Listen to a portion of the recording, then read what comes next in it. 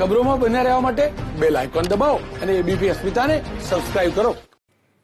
ભાવનગર મનપાનું ધૂળ સાફ કરવાનું મશીન ધૂળ ખાઈ રહ્યું છે. ભાવનગર શહેરની 10 લાખની વસ્તી સામે રસ્તાઓ સાફ કરવાનું માત્ર એક મશીન અને તેનો પણ ઉપયોગ કહેવા ખાતર ક્યારેક કરાય, જેનું પ્રમાણ છે રસ્તા પર જામેલી ધૂળ, જેને કારણે ભાવનગર મનપા વધુ એક મશીન મિની લેવા જઈ રહી છે.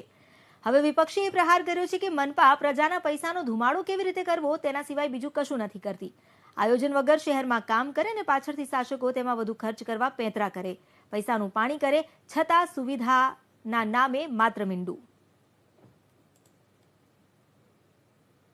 અંદાજિત 2 કરોડની કિંમતનું મશીન છે. ડેમો કરવા માટે ભાવનગર, શાક માર્કેટ, કબ્રસ્તાન અને અલગ અલગ એરિયામાં અમે એનું ડેમો લીધો હતો.